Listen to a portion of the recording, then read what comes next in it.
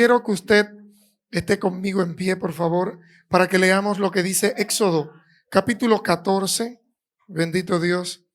Vamos a tomar esto como base para la palabra que Dios nos ha entregado esta mañana e irnos a casa y el resto de la semana meditar en ella, porque yo creo que esta es una palabra que no se queda única y exclusivamente aquí y ahora, sino que es una palabra que le puede servir a usted para el resto de la vida, que no es solamente para ustedes los de aquí, de la casa Jehová Jireh, sino para todo aquel que lo oiga a partir de los próximos días, sea a través de usted replicándola o a través de este audio, gloria al Señor. Pero yo quiero que esta palabra se quede prendada en su corazón. Éxodo 14, versículo 14 en adelante.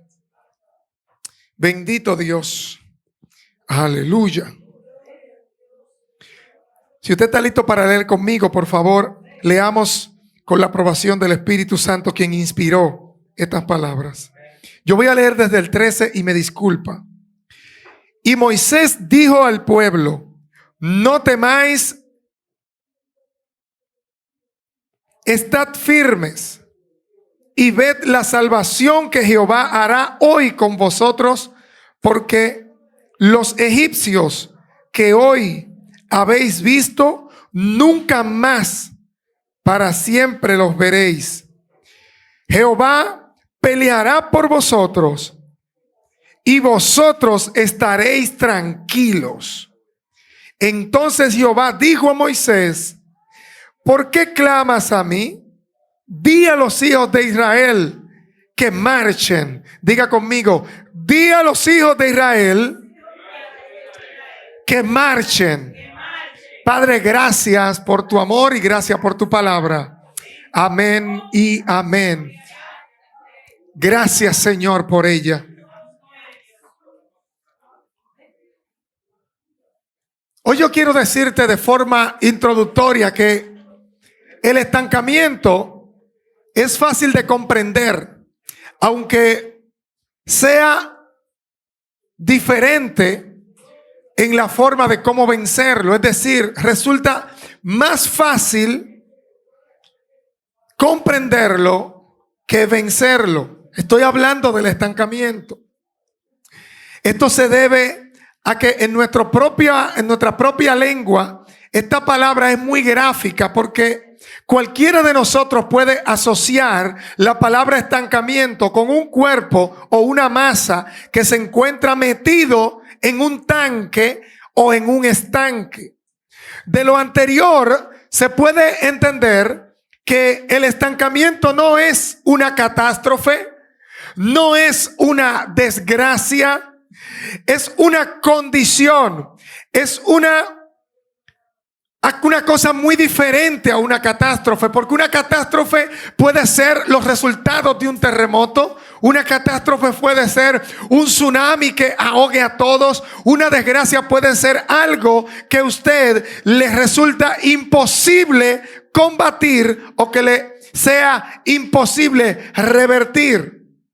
Sin embargo, el estancamiento no es más que una condición o un cierto estado de las cosas que pueden cambiar en cualquier momento. Es por eso que para una mejor vida cristiana y una más efectiva para usted y para mí, yo quiero predicarte hoy con el tema: ¿cómo salir del estancamiento? Alguien dígale al hermano que le queda a la derecha: ¿cómo salir del estancamiento? Y yo quiero tocar 3 tópicos en la ocasión de hoy. Y es: el estancamiento parece escasez, pero no lo es. El estancamiento, número 2, es una consecuencia, no una causa. Y número 3, el estancamiento es muy fácil de vencer, pero es más difícil, es muy difícil de vencer, pero es más fácil huir de él. Y para esto a mí me gustaría tocar lo que dice un pasaje breve de Proverbios 3, 5 al 6, cuando dice: fíate en Jehová de todo tu corazón y no te apoyes en tu propia prudencia. Reconócelo en todos tus caminos y Él enderezará tus veredas. El estancamiento parece ser escasez de fluido, pero en realidad es la falta de flujo. Y voy a explicar esto. Fluido puede ser cualquier masa de alguna sustancia que sea líquida o que pueda fluir con facilidad en un entorno, en un medio o en un ambiente, como el aire, como el agua, como el aceite o la sangre, por ejemplo. Es un fluido porque fluye, no está en granitos, no está en trozos, no viene por partes. Ahora, cuando nosotros hablamos de estancamiento, en el término en que quiero hacer la aplicación en esta ocasión, me refiero a que el estancamiento en la vida cristiana, en la vida del hombre, en la vida laboral, en la vida productiva, parece ser escasez de fluido. Es decir, es cuando tú entiendes que no tienes. Sin embargo, el estancamiento es, en cambio, una escasez de flujo. Cuando el fluido está depositado en algún recipiente, un estanque o en una jarra o en algo que lo contiene, allí no hay escasez de fluido. Por cuanto está contenido y encerrado, lo que está es escaso de flujo. Es decir, no hay movimiento. A su nombre. No es lo mismo no tener nada que hacer que no hacer nada con lo que se tiene. Repito eso. No es lo mismo no tener nada con qué hacer que no hacer nada con lo que ya se tiene. Y esa es una de las cuestiones más propias que forman parte más integral del estancamiento. Que eventualmente la persona piensa cuando se ve en una vida estancada en cualquiera de las esferas de la vida humana que usted la pueda extrapolar. Si es en la vida laboral, usted pudiera sentirse estancado porque alguien no lo emplea. Sin embargo, eso no significa que usted no tenga algo que lo pueda sacar de esa condición. Así sea, inventarse usted mismo un autoempleo. Por eso, establecemos de antemano que no es lo mismo no tener nada con qué hacer que no hacer nada con lo que ya tienes. El estancamiento no comienza siendo escasez. La mayoría de las personas que hoy se sienten estancadas a nivel laboral, que se sienten estancadas a nivel sentimental, que se sienten estancados espiritualmente o en cualquier área de la vida, lo que parten es de la premisa falsa de que algo le falta o que escasea aquello que lo puede poner en movimiento, y por eso se siente ya identificado con el estancamiento. El estancamiento, como su misma palabra lo indica, es estar en un estanque. Y si esto difiere de un fluido o de un líquido, sino que es una vida, es el efecto de no movilizarse, de no tener evolución y de no avanzar. Entonces, aparentemente, para muchos, el estancamiento es escasez. No tengo dinero, no tengo trabajo, no tengo pareja, no tengo hijos, no tengo, qué sé yo, amigos, no tengo negocio, no tengo. Es la principal excusa detrás de años de estancamiento y de inercia en cualquier esfera de tu vida que tú lo puedas aplicar. Pero no comienza siendo escasez. Lo cierto es que terminará siendo escasez.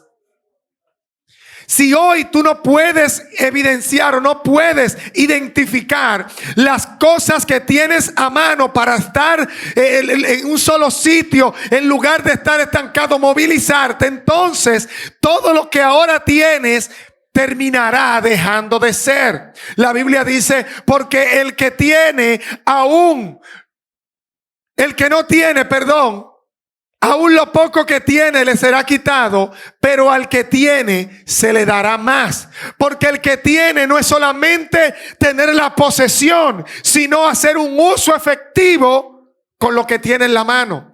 Cuando las personas no aprenden a sacar provecho de aquello que le es naturalmente provechoso, cuando las personas no aprenden a usar aquello que ha sido destinado para un uso, eventualmente esto desaparecerá. La mayoría de las que son madres hoy les es fácil entender que cuando ellas dan a luz a un hijo, nunca habían dado el seno, nunca habían amamantado a nadie. A partir del nacimiento de esa criatura y de la necesidad y el apego y la ligadura que hay entre madre e hijo, con la primera vez que el hijo toma en los pechos de su madre, comienza a emanar alimento para el niño. Sin embargo, en la medida en que eventualmente esta madre se descuida de brindarle los pechos a su hijo, estos terminarán por secarse y no habrá más flujo. Todo quedará estancado y hasta esa fecha dará el seno hasta la próxima vez que esté embarazada. Entonces, vemos que se cumple el principio que al que tiene se le dará y el que no tiene lo poquito que tiene le será quitado, porque el estancamiento, si lo comparamos con el agua, las aguas estancadas terminan hediendo, concentrándose, pudriéndose y posteriormente desapareciendo.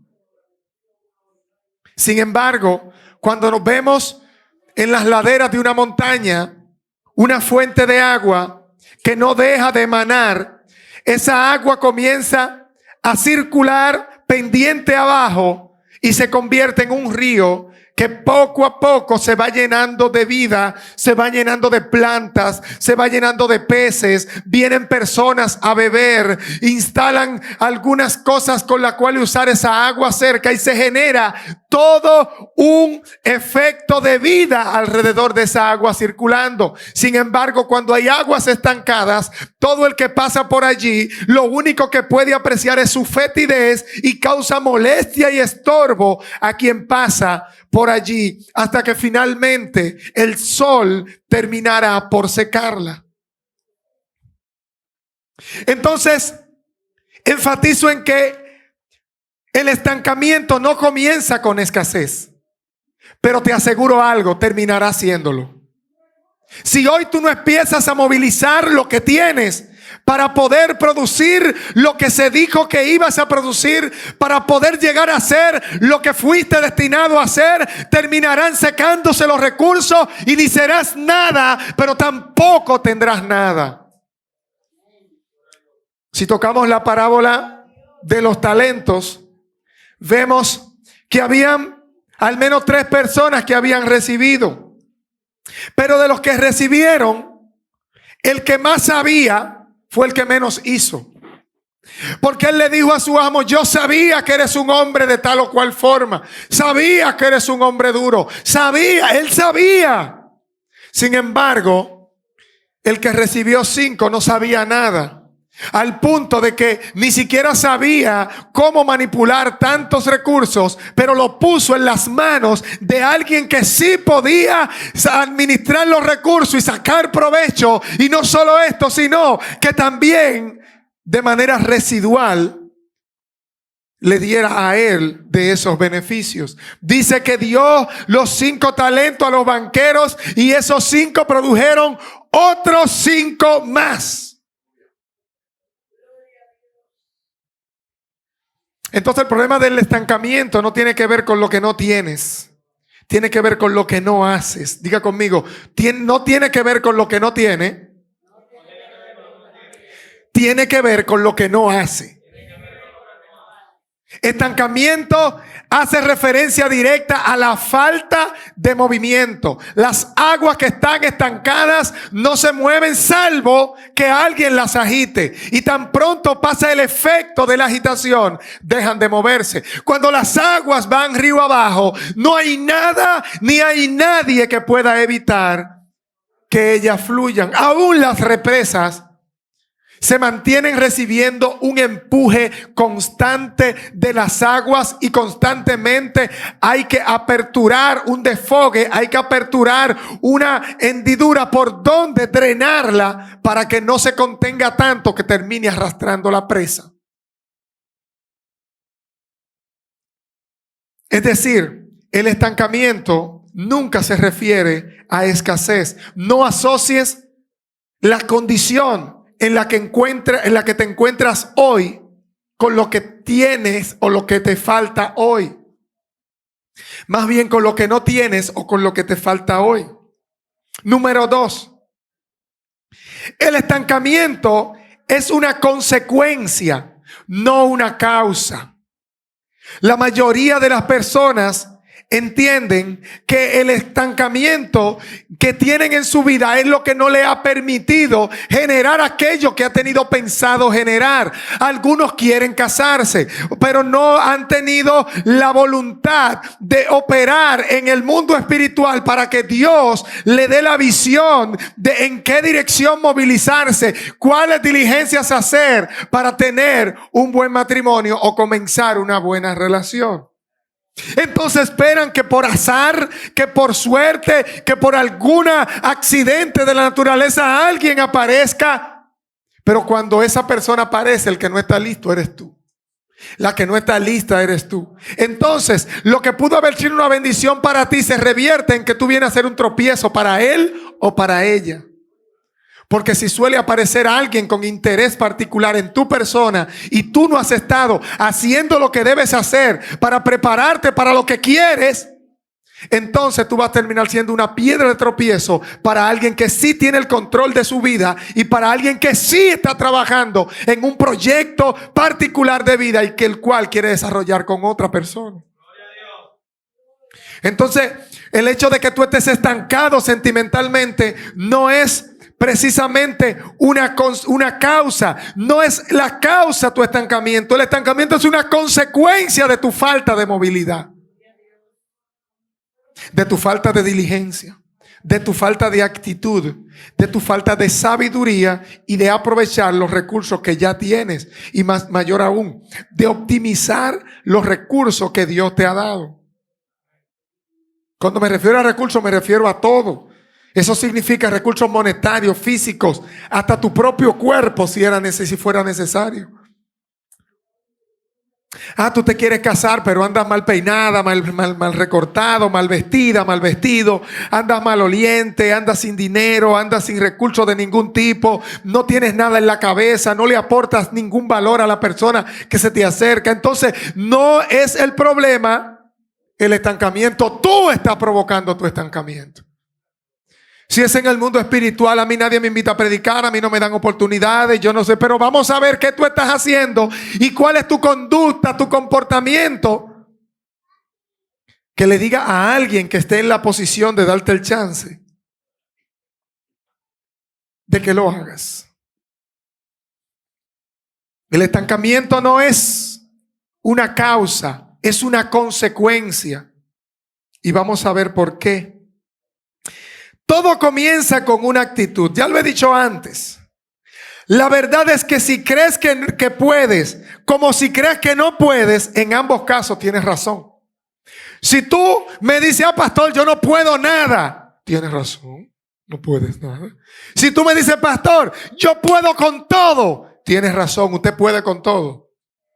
Tanto si piensas que puedes como si piensas que no, tienes razón, porque depende de ti. Fíjate que Dios habla con Moisés en Éxodo 14 y le dice: Moisés, dijo al pueblo, no temáis, estad firme. Y en el versículo 15 dice, entonces Jehová dijo a Moisés, ¿por qué clamas a mí? Di a los hijos de Israel que marchen. El problema de ellos no era el mar. La mayoría de las personas que leen el pasaje de Moisés frente al mar creen que el obstáculo era el mar.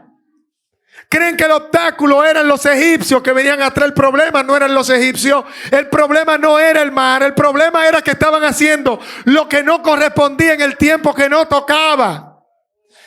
Dios mismo tuvo que decirle. El mismo Dios que dice clama a mí, ahora me está diciendo, ¿por qué clamas? Muévete. Dile al pueblo que marche.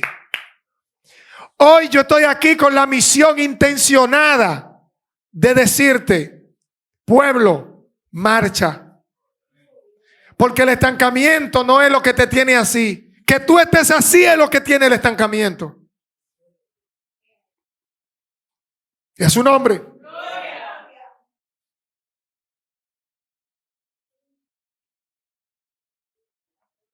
La razón por la que alguien no avanza es por no decidir nada. Y no decidir nada también es una decisión. Y es ahí una de las partes más propias del estancamiento. Que hay personas que no toman ninguna decisión seria en su vida. Y quiero decirte que no decidir nada es una decisión tuya. Es decir, no decidir todavía sigue siendo una decisión. No saber en qué dirección moverse o no comenzar a actuar bajo lo que ya Dios te dijo que hay que hacer. Todo está escrito en la palabra y lo que no está explícito para ti se te ha explicado muchas veces.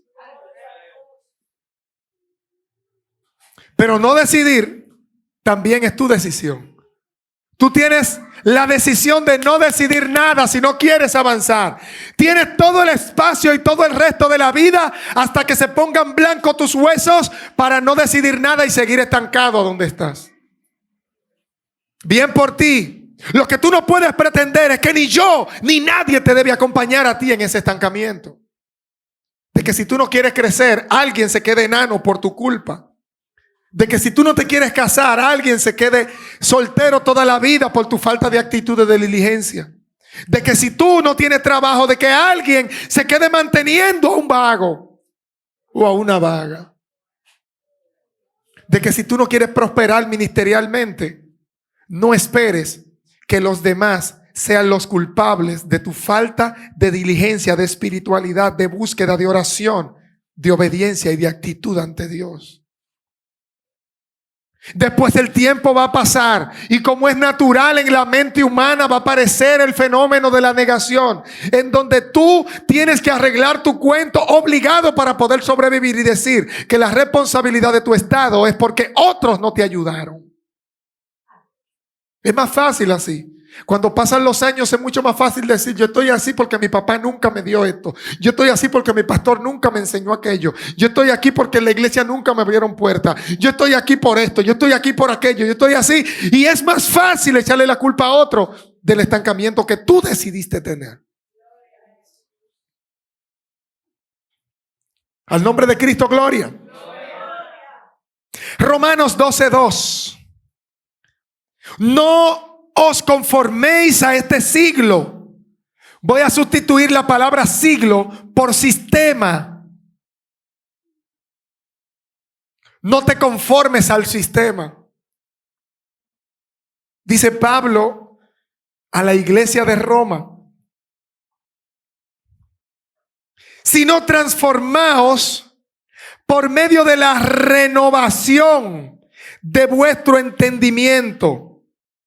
Porque para que comprueben cuál sea la buena voluntad de Dios, agradable y perfecta.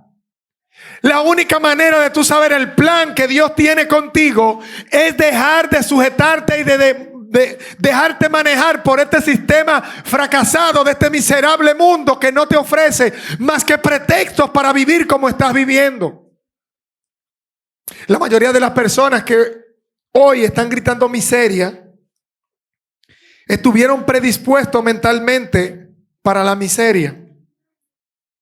Porque estuvieron esperando que algo súbito acontezca en su vida, que catapulte el negocio que comenzaron una vez a una gran empresa, o que quizás su estado de inercia de no hacer nada, de un día para otro lo convirtiera en un empresario.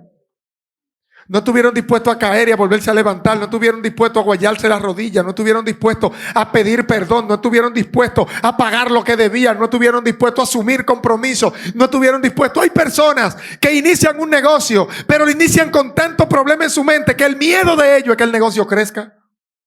Porque si el negocio crece, va a demandar más esfuerzo, va a tener que buscar más personas, y si busca personas va a tener que pagar, y si tiene muchas personas va a tener que buscar un local, y si busca un local va a pagar alquiler, y si busca alquiler va a tener que comprar luz, y si busca luz va a tener que poner internet, y si busca internet va a tener que pintar y están más temerosos de progresar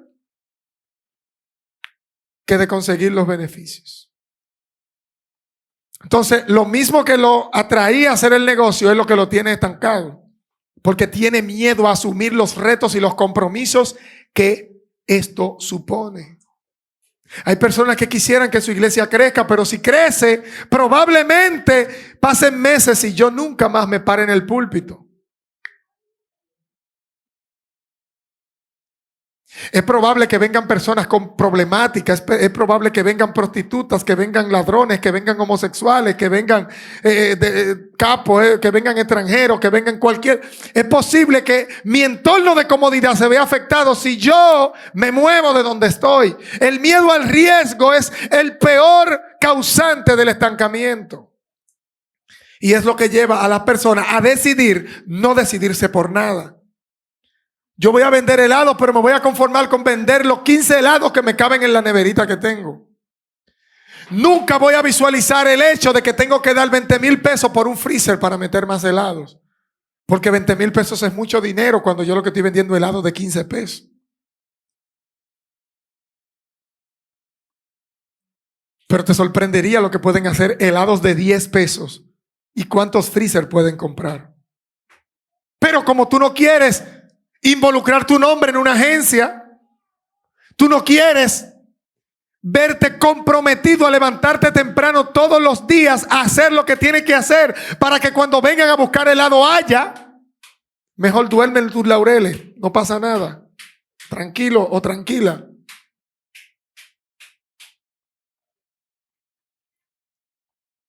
Y ves a todo el mundo como exagerado y afanoso mientras tú te estás muriendo en tu condición, solamente aspirando a ser lo que otros son, pero sin la actitud para llegar a hacerlo. O, en una segunda alternativa, resignarte a eso, a la condición actual. Así eran mis padres, así moriré yo también. Así fueron mis ancestros y nunca le hizo falta nada. Tus ancestros no vivieron en un tiempo donde se hacía tan necesario tener electricidad en la casa. Ellos ni siquiera pensaban en eso. Tú necesitas electricidad en la casa y eso hay que pagarlo. Tú necesitas mínimamente un teléfono con que comunicarte con tus hijos y eso cuesta. Ellos no tenían celular porque ni siquiera existía. Así que si tu pretexto es vivir como vivían tus ancestros, pues puedes irte a la selva, a la jungla, a sembrar y a hacer intercambio. El que tiene puerco te da puerco y tú le das batata. Y ahí se la van haciendo trueque como los indígenas y a ver cómo les va con las infecciones, cómo les va con los problemas del resto que tiene un ser humano. Pero tienes la opción a decidir, no decidir nada. Sigue ahí como estás. Ahora, si lo que tú me preguntas es, pastor, ¿cómo salir del estancamiento? Romanos capítulo 12, versículo 2 lo dice: no conformes a este siglo, sino transfórmate por medio de la renovación de la mente para que compruebe cuál es la buena voluntad de Dios, que es agradable y es perfecta. Número 3. El estancamiento es muy difícil de vencer, pero es más fácil huir de él. Hay cosas en esta vida que no son para luchar con ellas, porque hay pleitos que no son para ti. El problema con muchos de nosotros es que preferimos envolvernos en pleitos disparejos que nos quitan tiempo y energía, pero desde antemano estamos en conocimiento de que ese pleito no lo vamos a ganar.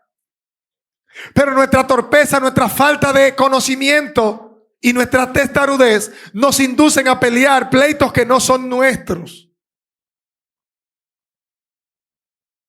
No es tu batalla. Como toda tentación, la mejor forma de vencerla no es peleando, es huyendo. E inmediatamente la palabra huir advierte una condición de movimiento que es lo contrario al estancamiento. La mayoría de los grandes logros que ha tenido la humanidad no ha sido por amor a la meta, sino por miedo a la amenaza. Los más grandes descubrimientos que se han hecho, los negocios más prósperos de todo el mundo no han sido porque una persona decidió comprarse una buena casa o porque entendía que las ganancias lo iban a poner a vivir cómodo, sino porque tenían un riesgo atrás que o se movían o se morían y tuvieron que moverse en la dirección de aquello que hoy lo hace ser próspero. No es lo mismo tú levantarte de la cama porque tienes que trabajar para comer ese día, solamente eso, que tú levantarte de tu cama porque justo cuando se estaba poniendo bueno el sueño, cayó una gotera en tu almohada y empezó a mojarse tu habitación. Ya lo que te mueve de ahí no es el deseo de levantarte a desayunarte, porque tú puedes durar hasta la 1 durmiendo, los holgazanes se extreman hasta las 3 durmiendo. Sabiendo que tienen que comer, posponen comer por dormir. Pero si le cae una gotera en la cama, van a tener que pararse de ahí. Entonces la motivación más grande no es un beneficio, es una amenaza detrás de ti. No es llegar rápido a donde tú estás, es huir del perro que te quiere morder. A su nombre. Por eso hay personas que prefieren no tener ningún tipo de combate con nadie, ni tener ningún tipo de enemigos. La palabra de Dios dice que a mucha gente te aborrecerá, no porque tú le hiciste daño, sino solamente porque tú confiesas a Cristo. En el evangelio, la mayoría de las personas prefieren vivir una vida de banco, sentado ahí, y de Biblia de sobaco, porque no quieren ningún tipo de compromiso con el cielo para no tener problema con el infierno. Entonces yo te pregunto, ¿tú trabajas para el infierno o sirves al cielo? Porque si desde que yo comienzo a orar eso es batalla, guerra, lucha, dificultad, pues no ora y no va a tener problema entonces. Y hasta tu holgazanería advierte falta de lealtad. Y cuando tú no eres leal, ni el infierno te quiere. Porque el diablo anda buscando gente que le sirvan de verdad también. Entonces tú te vuelves un cero a la izquierda, que el cielo no te conoce y el infierno no quiere saber de ti. Y te pasan los años sentado en un banco por miedo a tener dificultades, no conoces lo mejor que hay en el horizonte. No voy a orar porque tengo batalla, pero si oras vas a ver la gloria de Dios. Entonces, ¿qué es mejor para ti? ¿No tener ninguna batalla o experimentar lo real de Dios en tu vida para dejar de vivir de lo que te predica el pastor los domingos y comenzar a tener experiencias que puedas impartir a los demás? Pero puedes decidir no decidir nada. A su nombre. Cuando no tienes más opción, tendrás que moverte.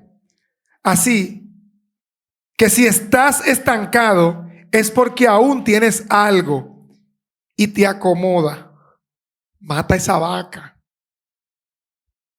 Cuenta una metáfora que una familia muy pobre, extraordinariamente pobre, desgraciadamente pobre, vivía en su pobreza. Pero en su pobreza, escasez de vivienda, de alimento, de vestimenta, de enseres del hogar, de todo lo que pudiera hacer. Era una cosa horrible que usted ni siquiera puede imaginarse, aunque yo trate de dibujárselo en la mente. Eran pobres, muy pobres. Pero en medio de su pobreza tenían una pobre vaca, que con esa vaquita pues le proveía mínimamente de algún alimento con ciertas capacidades para nutrirlo, para alimentarse. Podían hacer quizá un chin de leche ahí hervida, o quizás ni siquiera hervida. Si acaso tenían habilidad para hacerse un chin de queso o de requesón. Esa vaquita era todo. Y toda la familia vivía dedicado a esa vaca. Pasa el tiempo y siguen conformándose, y ya llega un momento que incluso dicen, bueno, somos muy pobres, pero al menos tenemos vaca. Quizás hay muchas personas peores que nosotros que no tienen vaca. Nos está llevando el diablo, pero tenemos vaca.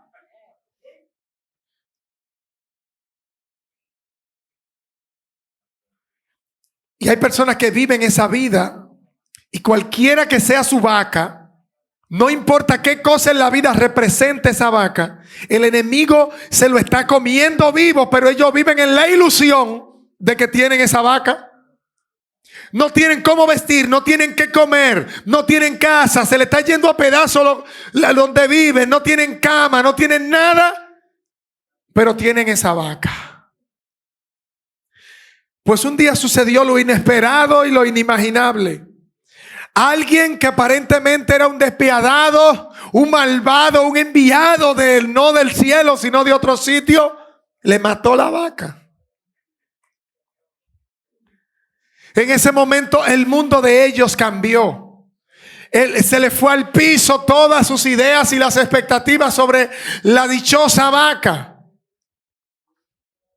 Pero a falta de la vaca, tuvieron que buscar otras opciones. Por fin miraron al patio y vieron que había un rincón donde podían sembrar. Y allí comenzaron a sembrar algunos alimentos de ciclo corto para poder comer. Y ahí comían y resembraban, y volvían y sembraban un poco más y cosechaban. Les sobró un poquito, lo vendían. Volvieron y sembraron y les sobró más. Comenzaron a vender hasta que se convirtieron en proveedores de alimentos para otros. Y poco a poco se olvidaron de la vaca. Ya daba para comer, para sembrar, para vender y para guardar, porque ya no tenían vaca. A veces lo mejor que te puede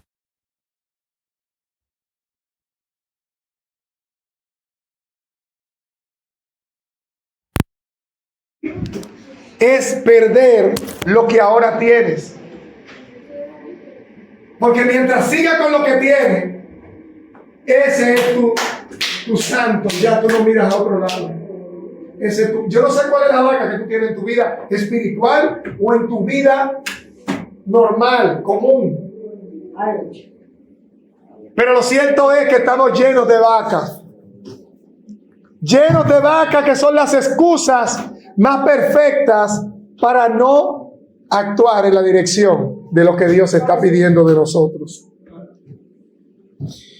Filipenses 4:13. Todo lo puedo en Cristo que me fortalece. Parece un poema, pero la gente le pasa por encima. Todo lo puedo en Cristo, pero tú no puedes nada. Razón tienes, no puedes nada. No porque Dios no te lo asegure. Eres tú que decides no poder nada. Jeremías 29:11. Porque yo sé que los pensamientos que tengo acerca de vosotros, dice Jehová, pensamientos de paz y no de mal, para daros el fin que esperáis. Pero si tú no esperas nada, goodbye, baby. Para darle el fin que esperan. Pero ¿y si no esperan? Es difícil intentar prosperar a alguien que ni siquiera espera ser prosperado en su vida. Lo más difícil es corregir a alguien que no quiere ser corregido. Lo más difícil es promover a alguien que no quiere ni desea ser promovido. Ese es su estado, esa es su vaca. Y aunque haya muchos avanzando, él se consuela en que él no es el peor porque él todavía tiene vaca. Yo voy a ver qué vas a hacer el día que se te muera, porque nada es para siempre en esta tierra. Concluyo diciendo que hoy les exhorto a evitar conformarse a las limitaciones de este miserable mundo y les incentivo a ser transformados por medio de la renovación de sus mentes. Que el problema suyo está en su cabeza y que la mayoría de los miedos que tiene solo están dentro de tu cabecita, que no existen más allá en el mundo real. Los animo a buscar la voluntad de Dios para encontrar la salida del estancamiento y experimentar el plan perfecto de Dios en sus vidas, como nunca antes lo han visto. Me refiero a lo que dice Pablo a los Efesios, en el capítulo 3, 17 al 19. Para que Cristo habite en sus corazones por medio de la fe, de modo que, siendo arraigados y fundamentados en amor, ustedes sean plenamente capaces, diga conmigo y grítelo, capaces, junto con todos los santos, cuál es la anchura, la longitud y la altura y la profundidad, y de conocer el amor de Cristo, que sobrepasa todo conocimiento, para que así sean llenos de toda plenitud. Diga conmigo, plenitud. En Dios. Padre, gracias.